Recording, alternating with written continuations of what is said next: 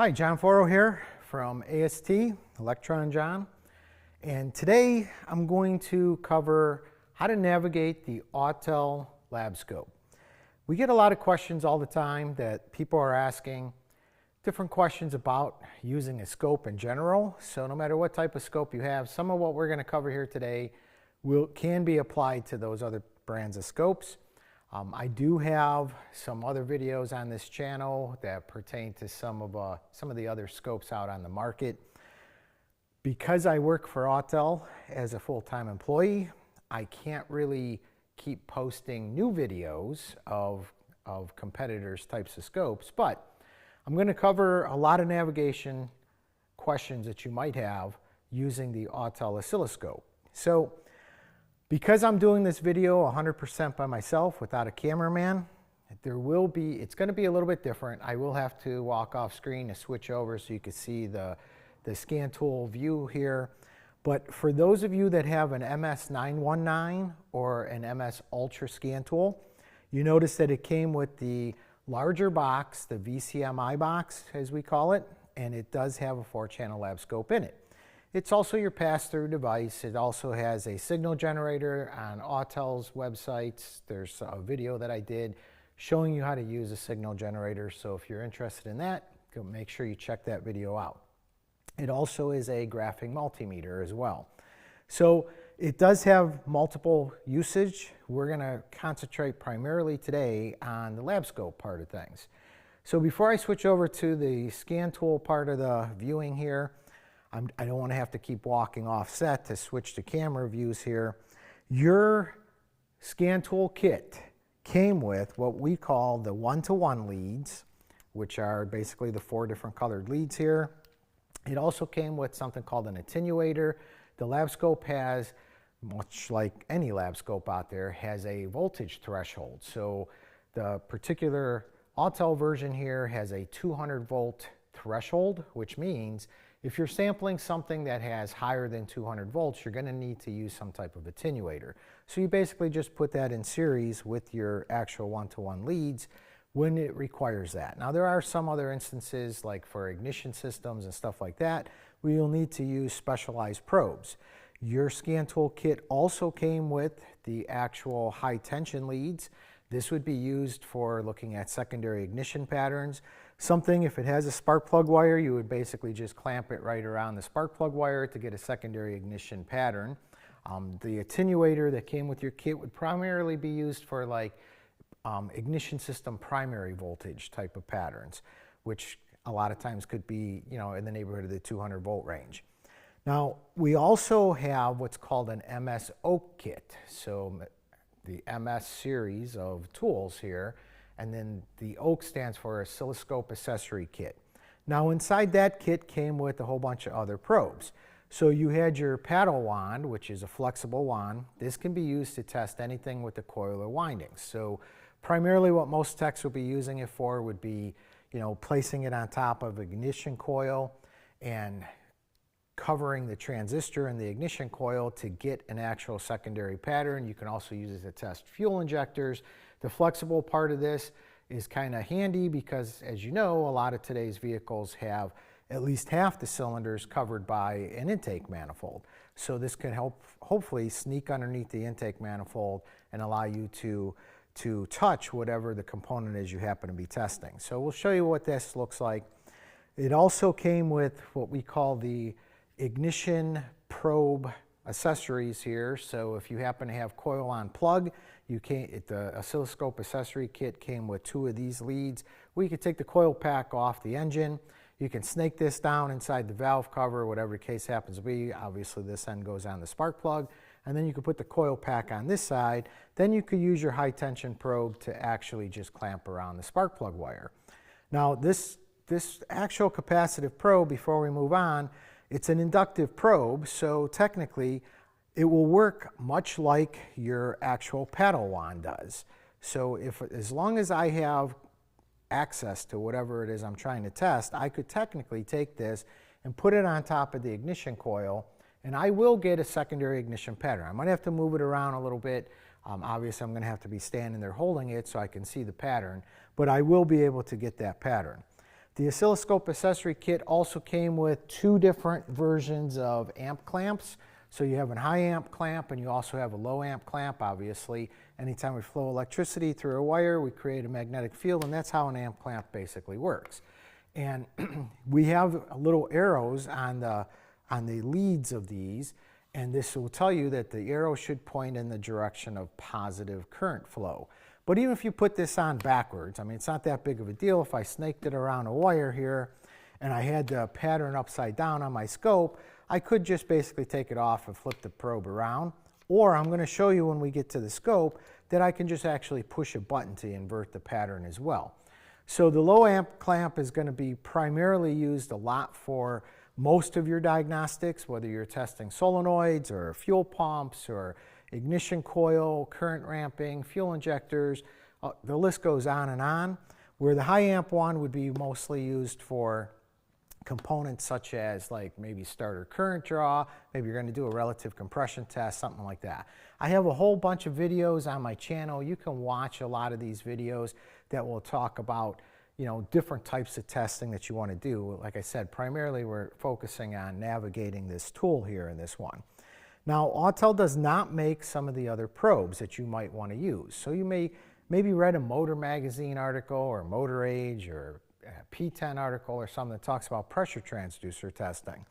So you can actually use any lab scope probe. It doesn't matter who the manufacturer is, and you can actually use them with your Autel scope. Now, the Autel scope does have BNC style connectors, but they sell adapters for relatively cheap on Amazon where you can convert, you know, BNC to banana or banana to BNC. So if you happen to already have some probes that maybe are banana style jacks and not BNC, something as simple as just going on Amazon, getting yourself an adapter would work just fine. So this happens to be a pico pressure transducer. We also have the Delta style pressure transducers, and we'll talk a little bit about the difference of those real quick. Again, I got other videos on the channel that show the usage of these components here in greater detail. But this is great for, you know, if I'm putting into the exhaust tailpipe, where I can actually go ahead and check the exhaust pulses for misfire conditions, something along those lines. Obviously, it's shaped to go over a vacuum hose really well. So now I can use this instead of doing the old-fashioned cylinder leakage type of test. Great for actual engine timing as well. Also, we have all types of noise, vibration, harshness style adapters out on the market nowadays. So here's another one. I can simply use this with my existing scope that I have from Autel already. And I can basically just plug them in as follows here. And then since this one actually tests noise, obviously I'm going to get a waveform for noise. There's other types of leads out on the market as well. Other types of ignition coil pickups. So here's another version of an ignition coil pickup. Whatever you see out on the marketplace that you might want to buy, you can use it on the Autel scope. You can actually even create a custom probe in the menus of your scope. Well, I'll show you where that feature lives there. We'll talk briefly about it, but I'm going to try to keep this video pertaining mostly to navigational purposes.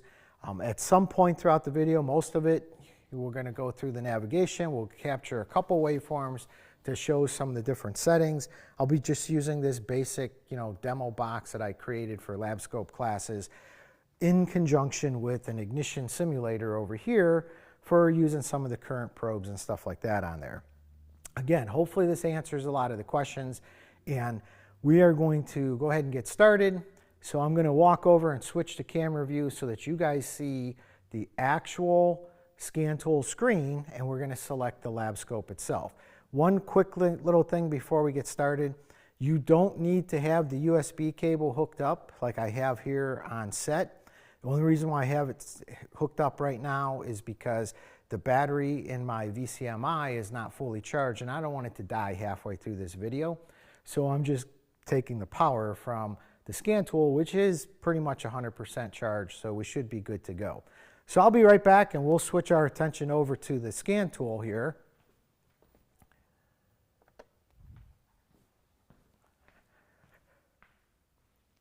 And now that we're on the scan tool, you'll notice your scan tool may look a little bit different because, like I said, I'm an Autel employee.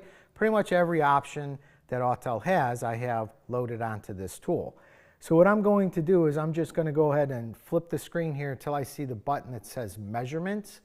And when I click on the measurement button here, you're going to see I have the different capabilities of the VCMI. For today's video, we're going to concentrate on the oscilloscope section.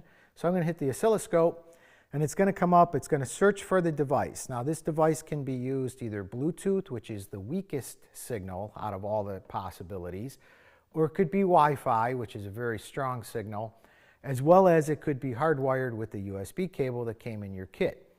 I'm using the USB cable today only because, like I said, the battery level in my VCMI isn't 100% charged, and I don't want it to go dead halfway through our demonstration here. But primarily I use it in Wi-Fi mode. So with that being said, a couple things. First thing that I want to make reference to is at the bottom of your screen, there are a whole bunch of little buttons. It starts with the little arrow pointing towards the left, and then a picture of a house and the picture of the Android guy. You also see that there's going to be a button there that says VCMI. We want to make sure that that's highlighted in green, because that means that the tablet is talking to the VCMI. Occasionally there will be updates for the VCMI. In the VCMI manager on the main menu of your screen there, you'll be notified if there's an update. You will be required to, at that point, go ahead and hook up that USB cable to install the update. It didn't tell us we had an update, so we should be good to go. Now, when the tool first opens up here on the LabScope screen, we have nothing hooked up to it. You'll notice a couple things. First thing is that the pattern is live, so you can actually see there is movement on that center channel going across the screen. We'll start just going through the navigations, and in the upper left-hand corner, right next to the word scope, there's going to be a red square. Now, if I touch that red square, you'll notice that that freezes the pattern. We'll come back to that a little bit later on, but primarily what we'd want to do is we want to make sure that we are sampling a signal. So if ever you try to hook your scope up and for some reason you're not being able to obtain a pattern, make sure that you have a live scope and it's not actually frozen at the time. So what I'm going to do here is I'm going to continue on with the navigation, but I'm also going to plug in just one channel's leads, my one-to-one leads here, and I could keep it color-coded, or technically you could use the green lead in the red slot, whatever the case you want to do here. These are just one-to-one leads, but I hooked that up real quick just so that as I go through the navigational screens, you will start to pick up a pattern. And I'm doing this on purpose because you'll notice that as I hooked up the one-to-one lead, my pattern on the screen started to dance around. It's dancing around because the scope is always in auto sampling, so it defaults to auto sampling. I'll tell you how to turn that off. I don't recommend turning it off. Basically, if you touch any button, any setting on the scope, or if I go in and actually turn off auto sampling, that will turn it off. I don't recommend turning it off, however, because even no matter how much usage you have and experience you have using any scope, this is a great little cheat trick that you can use to get the first pattern that you're trying to get on the screen, because it's going to, even if you have your settings set wrong or whatever, it's going to try to display a pattern for you. But I'm going to assume that you have no experience whatsoever. If you do have the experience, maybe you'll still pick up some stuff that you didn't know your Autel scope could do. So next to that red square button on the top left-hand side of the screen, there's a picture of a car. Now, if I hit the car, it pulls up a little help menu, and it asks me basically, what are you trying to do here with your scope today? Am I trying to test an actuator? Am I doing battery charging test, data communications, combination of tests, ignition system sensors? And the page goes on and on. I'm not going to go through every one of those buttons. I'm just going to show you one selection here. So I'm just going to scroll on down to where it says sensors, and I'm going to touch that button. Now I'm going to pull up a page, and it's going to ask me, well, what type of sensor are you trying to test here? So I'm going to actually test an old-fashioned Ford map barrel sensor. Now I know a little bit about this sensor already, so I know it's going to create a digital square wave. So technically, even if I don't find that in my setup menu, I could select any one of these sensors that would create that type of output. Now, if I selected map sensor on the Autel setup here, it's only going to give me an option for an analog style sensor. Ford was kind of unique with giving us a digital square wave, a digital output type of signal. So it's got the analog to digital converter built into the actual device here. So I'm going to go ahead and I'm going to select camshaft position sensor. The only reason I'm going to select that because I will have an option for this for an actual square wave, digital square wave type of output. And it's asking me a little bit about the sensor. Does it actually have a Hall effect style or is it inductive? Now if I selected an inductive, that would be telling it, the tool, that to be looking for an AC type of signal, a magnetic inductance style. So I want to select Hall effect because I know that's going to give me what I would expect to see here. And now it's going to show me a known good waveform on the screen. I'm not hooked up to anything yet. And it's also on the right hand side going to tell me, you know, a little general description about whatever sensor I selected here, how to hook my scope up, test guidance, the importance of it, real vehicle connections. I'm just scrolling on up here. There's that example waveform again. How to analyze the waveform that's going to appear on my screen, and what, if any, related trouble codes could be set if this component was actually found to be faulty. Now, before I go any further than that, I'm also going to go ahead and go all the way back to the top part of my screen here and notice that there's a question mark. So if I hit the question mark is going to allow me to pull up a section of the user's manual that pertains just to the lab scope. So even though this user's manual might be, you know, 500, 600, 700 pages in length, anytime you're using a piece of Autel equipment, whatever screen you're on, if you hit that help button there, it's going to take you to that section of the user's manual. So you could possibly get some of your questions answered. Now I'm not too concerned about that, so I just wanted to point that out real quick. And I'm just going to get rid of this.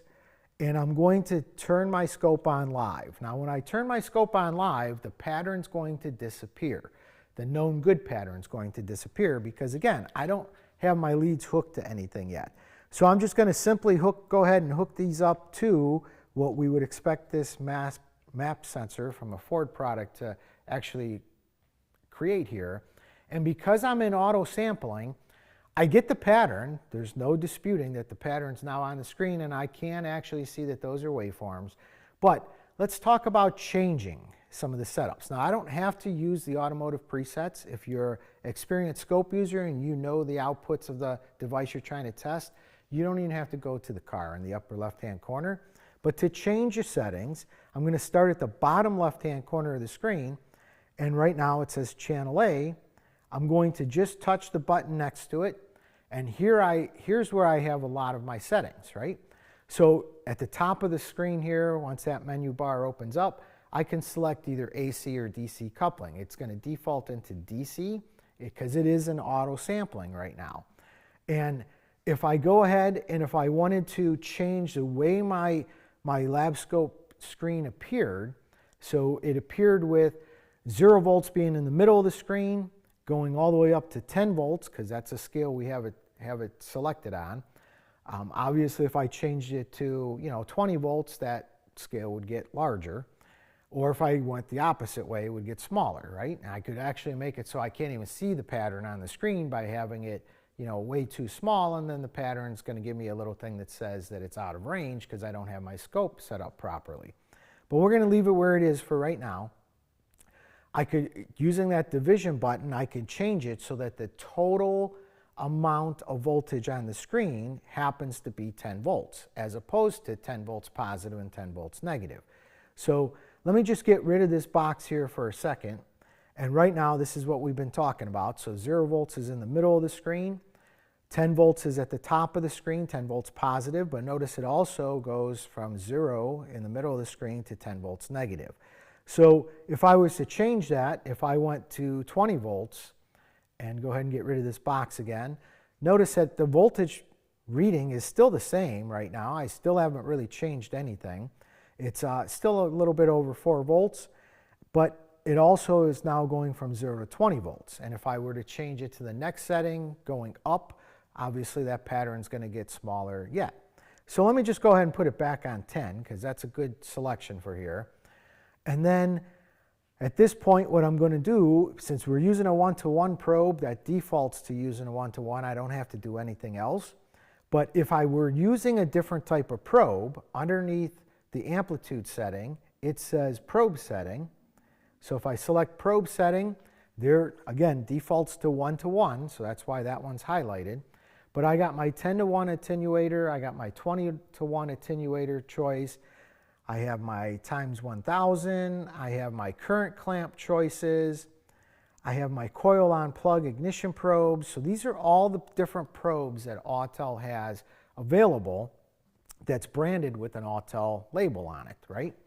Now again, if I don't happen to have, if Autel does not sell a probe, let's say I'm using a pressure transducer of some sort, I can always create a probe, right? Now I don't ever do that, to be honest with you, because I don't have to create a probe to use one of those devices. I can hook the device up, start using auto sampling to get the pattern on the screen, and then just change the auto sampling part to fit my likings here.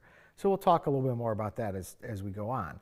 But underneath probe setting, I have my probe edit button. This is what I would use if I was creating a probe. So let's say I wanted to create a pressure transducer probe. I could name it anything I want, this type of probe. I would probably name it pressure transducer in this example, but I could name it anything I want. And then I'd set up the calculations here in it. And now if I go back to probe setting, in the user define button, since I don't have any set up right now, it would appear and it would say in that example, you know, pressure transducer. Now the scope settings would automatically calculate over to pressure transducers. So that's a great feature to have in a scope, but again, you know, no matter what, as you're going to see, we're always going to get the pattern on the screen, and then we're gonna fine-tune the adjustment of the pattern. So that's why I personally don't create a whole bunch of extra probes, but it is possible. Now notice that next to user defined, there's a little button that says inverted. So a prime example of when I'd want to use that, we talked briefly about if I was using a current clamp and I happen to have the clamp on incorrectly and the pattern was upside down on my scope, you know, I could either flip that current probe around, or I could just come into this box here and hit the inverted button. Then it would actually automatically rotate it on the screen of my tool for me. Now, one more little setting here in the left-hand corner, there's something that's called a low-pass filtering. So if I hit that button, right now it doesn't default to any of them being on. I have a low-pass built-in filter that's adjustable for not one channel, but all 4 channels.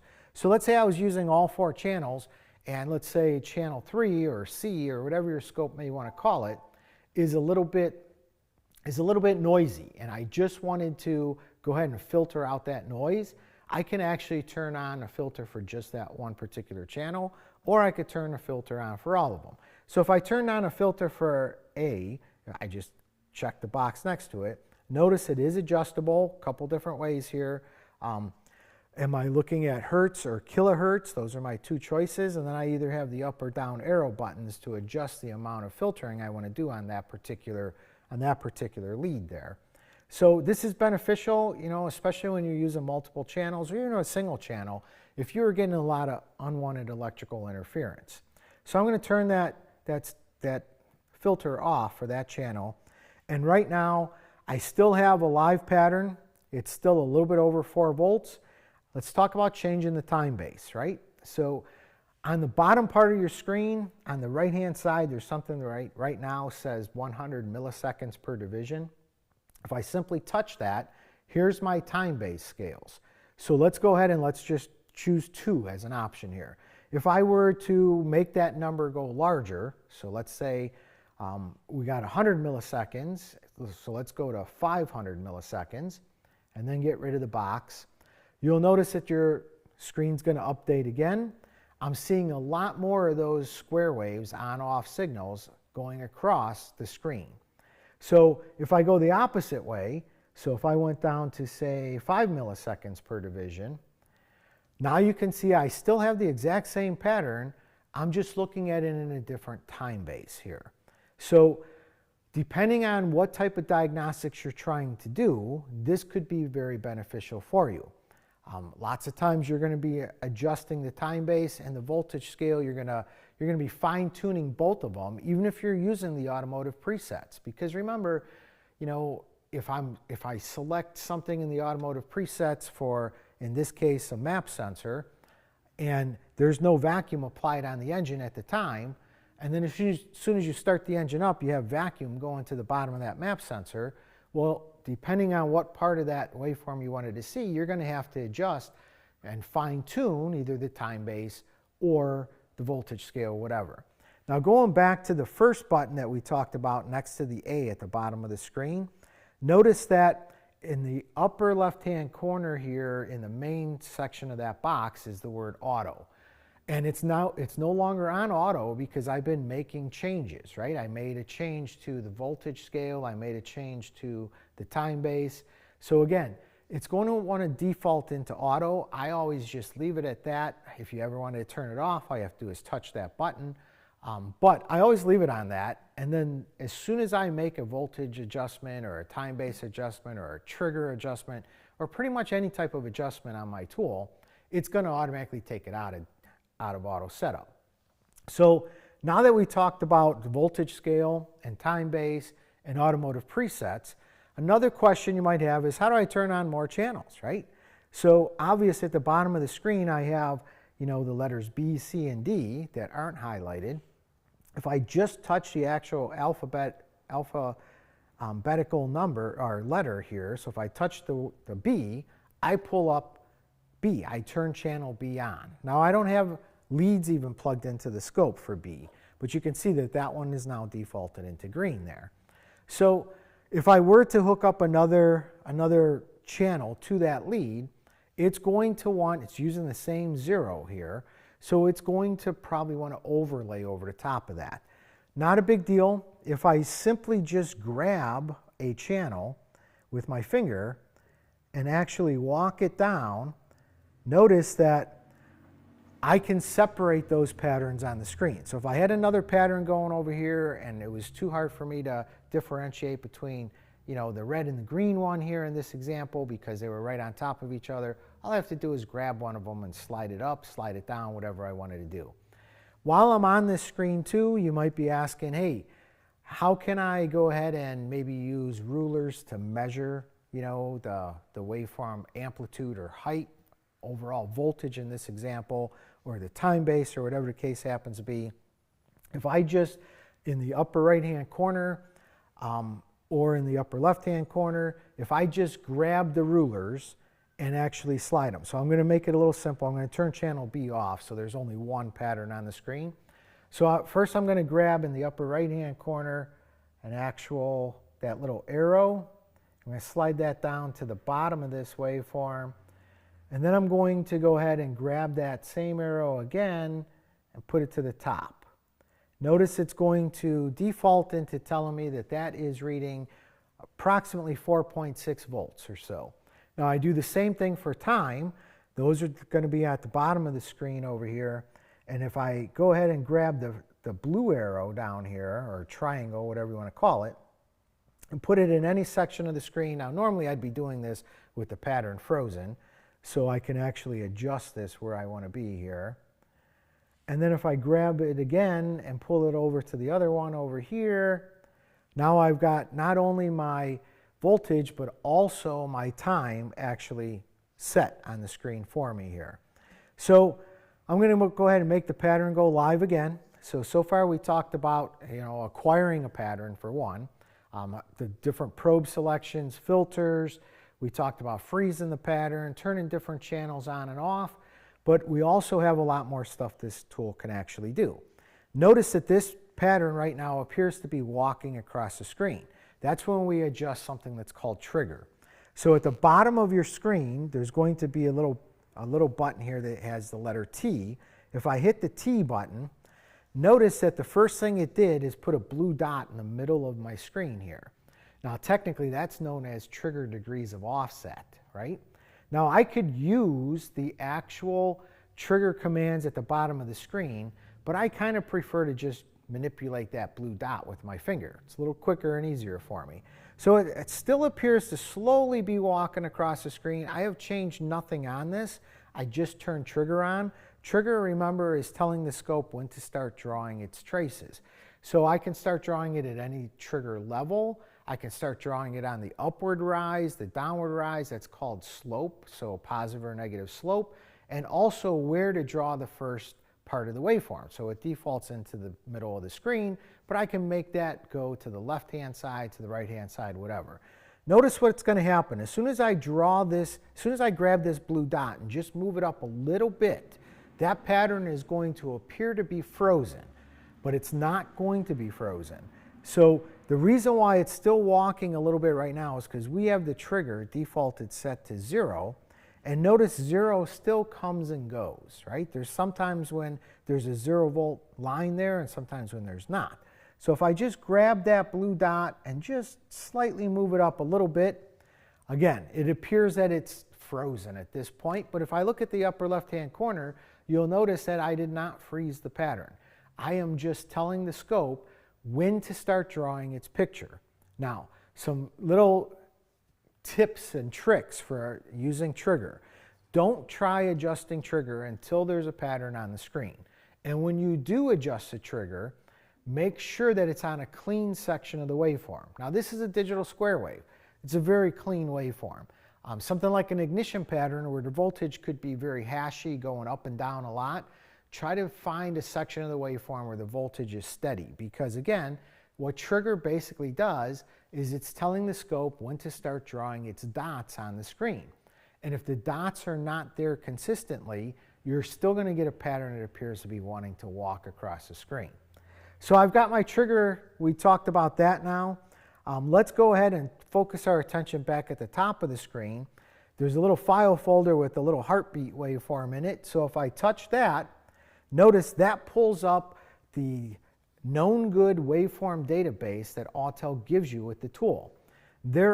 It's very robust. Even though it appears to stop because I'm scrolling too fast, if I give it a couple seconds to catch up, lots of waveforms are stored in here. I can also upload my own waveforms. So, maybe you work at a specific type of dealer brand and you want to save a bunch of cam crank waveforms from different cars at that dealership or whatever, I can always do that. I can upload my own waveforms to it, and then I can actually search the library, which is what we're in right now, by going into local waveform library or my uploads. And again, if I go back to the beginning part of this, when you upload a waveform, at the top of the screen, you have a little menu. I highly suggest that you fill out that to the best of your ability, because this makes searching for the waveform in the future a lot easier. So, what type of vehicle are you working on? What's the waveform that you actually captured and saved? What were the testing conditions? So this way, if in the future you happen to have a vehicle, let's say it was a Buick product, and it was stalling out, and through your diagnostics you determined that you had a faulty throttle position sensor, right? And that's the reason why it was stalling out. So at that point you remembered you had something like that in your waveform. You could start typing in those keywords to bring you just to that section of the waveform database, so you don't have to go through several hundred or thousands of known good or known bad type of waveforms, whatever you decided to store here. So I'm just going to hit the upper left-hand corner of the arrow button to go backwards here. Next to that, I have a gear. So if I hit the little gear at the top of the screen, this is where I pull up how, and just primarily you're going to be using this in the default modes for the majority of this, but I can look at oscilloscope view, which is what it defaults into. If you're an experienced scope user and you wanted to use, say, an XY view or a spectrum view, you could turn those on. Window function, if I hit that button next over here, I can actually have it all on the same screen, or maybe I want each of the 4 channels to have its own little box, just like how the lower right-hand corner one looks like. Maybe I got 3 channels turned on, I want them all be stacked on top of each other, I could use that. Or if I got 2 channels, I want them to be stacked on top of each other.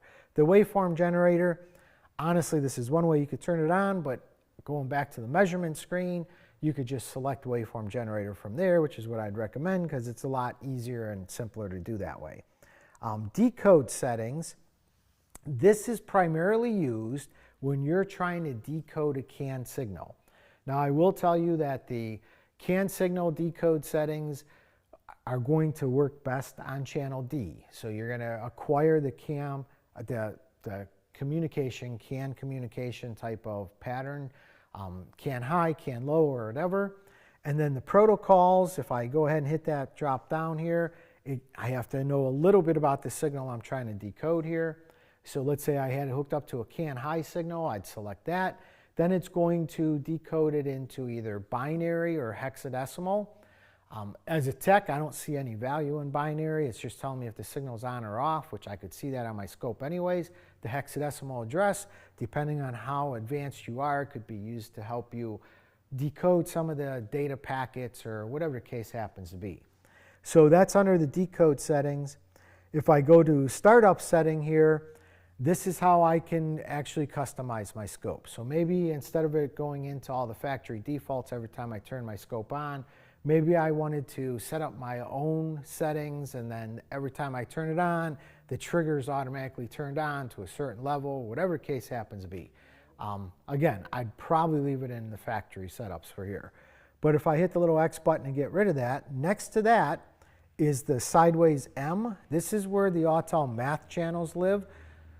Very robust menu choice for the math channels. So just like if you're using Pico or any of the other brands of scopes out there, there are tons of math channels in here. I can also create my own math channel. Maybe there's a math channel that I say, I wish I had it in my Autel scope, and I don't happen to have it. I could create it, right? And then I can actually store it, and then obviously those math channels would be found under user defined. So at this point, I covered the sideways M there.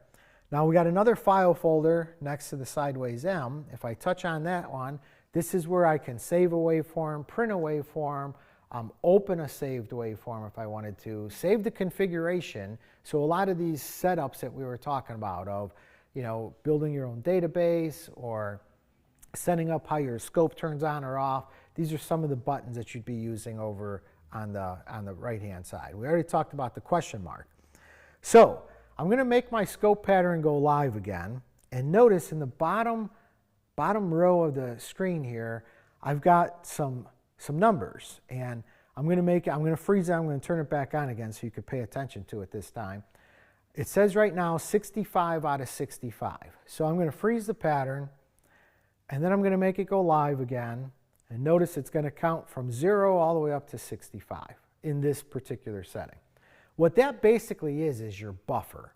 So what I'm going to do is I'm going to try to strategically make the pattern go live again, and I'm just going to simply take one of my two leads here, my red or my black lead, and I'm going to make a glitch in this waveform on this map sensor. So I'm going to do that on purpose because that buffer in essence is your recording, your memory, what's stored in the lab scope's memory here. So then even if I didn't catch it on the screen at the time, we can go back in time once we freeze the pattern, and we can actually catch that glitch. So I'm going to go live again. I'm going to make a glitch, and I'm going to put my pattern back on. Okay, so now what I'm going to do is I'm going to say, all right, I'm going to go back in my buffer's memory. So I'm going to freeze the pattern here, and I'm going to go back in the screens, and I'm going to see if I can catch it. I didn't have it disconnected for too long. So we're at 45, 44, 43. And I would be doing this whether I had one channel, 2 channels, 3 channels, 4 channels. It doesn't matter how many channels I actually had hooked up. This is how I would be able to quickly be able to find a glitch. So it's kind of looking like maybe I didn't catch the glitch because I did not have it disconnected for long enough. So it's live, it's counting up. I've got the glitch, it comes back. So this time we definitely caught it because we even saw it on the screen. So I'm going to freeze the pattern. I kept it disconnected long enough that we should definitely see that as I go back in time here.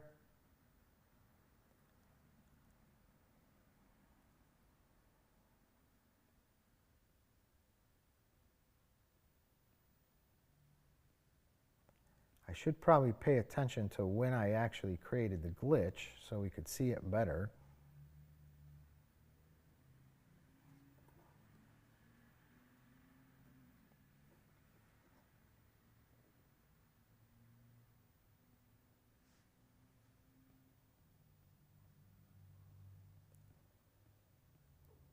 Okay, let's do this one more time here. And I'm going to turn the trigger off.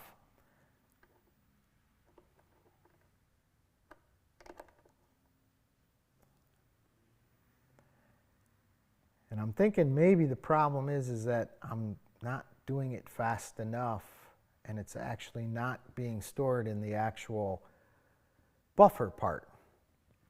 So what we'll end up seeing is we'll end up seeing the actual glitch, and then once we see that glitch occur, we now have that stored in our computers, in our scan tools memory here, our LabScope's memory. Now, what is that all about? How can I manipulate how much is being recorded? Well, in the upper right-hand corner of the screen, there's another number with some letters next to it. So right now this is 500 KS, so kiloseconds. What this is manipulating is actually the sampling rate of your tool. So if I go ahead and I start changing this, so I'm going to turn this up to 1 million, right? So 1 capital M. I'm going to make it go live again, and when I make it go live, watch the numbers on the bottom of your screen. They're not going to count up to 65. So I'm going to go ahead and I'm going to go and hit the live button, and now it stopped at 31. So what this means is I have 31 screens that I can go back in time and look at. Now, there's some pros and cons to this. So remember, this has the sampling rate of your tool has a lot to do with how the dots are placed on your tool, and then eventually the dots are just connected, which creates a waveform. So if I go ahead and have my scope set incorrectly for sampling rate, there may be a great opportunity for me to locate a glitch. However, because it's going to store a lot more in the scope's buffer, but the actual waveform itself may appear different. Now, for a square wave, it's not going to be a big deal, but if it was something like a fuel injector waveform or something that had some voltage spikes plus some straight lines that constantly go up and down and go, vertical for a long period of time, we are telling it how many dots to place on the screen with the sampling rate. So we may miss part of the waveform that we're trying to see if I have my sampling rate adjusted way too low. So a quicker sampling rate will give you more screens of memory, but the slower sampling rate will go ahead and give you a better clarity of its actual waveform. So what I'm going to do now is I'm just simply going to disconnect the one-to-one lead here, and I'm going to show you just using one probe. Doesn't matter which probe I chose. I'm just going to select the low amp current probe, for instance, here. I'm going to put that in my channel A. I'm going to go ahead and hit the channel A button here, and I got to tell it that I'm going to be using a probe, and I'm going to scroll on down here. I'm going to be using my low amp current probe, and I'm going to go in the 1 millivolt equals 10 milliamp range here, so I'm going to select that one. It tells me, hey, don't forget to make sure you selected the proper setting. I could turn that off so it never reminds me of that. What would be better, in my opinion, is a little pop-up that comes up that reminds me to turn the power off so you don't kill the 9-volt battery. Then I'm just going to go ahead and say, let's make the scope, live again. I'm going to just simply push the button to zero out the probe, So you saw that that red line bounced up and down. I'm going to go over to my ignition simulator here, and I'm going to clamp around one of the coil primary wires. And again, it doesn't matter if I hook it on upside down or not, because I always have that invert button. Now I'm going to just simply go ahead and turn the power to the unit on.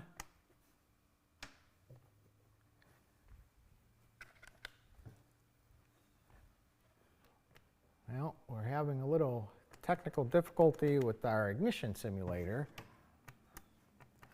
So let's see about if I can quickly figure out what that technical difficulty here is.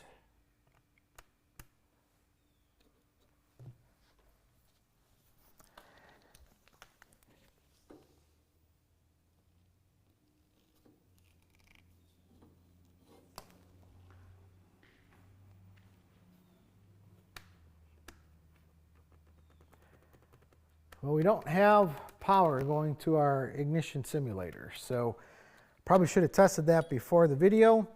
But basically, for the most part here, it's an old ignition simulator, so I'll have to work on that to figure out what's going on with that. Plugs into 110, so that's going to be something I got to take the box apart to manipulate there. But I would select the actual probe the way how we showed in the actual setup here. Then it's going to notice on the left-hand side of the screen, it did away with the voltage scale and it put an amperage scale on there. So now when I had a pattern on with my actual amp type of lead there, anything that I'm seeing is going to automatically have the calculations done so that it's going to be displaying it at amperage. So real quick, that's a bird's eye view of how to navigate through the usage of your Autel scope there, and some of the different types of probes that you had that came with it or that you could buy as an option with the MSO kit. So with that MSO kit, like I said, it does come with a few extra leads.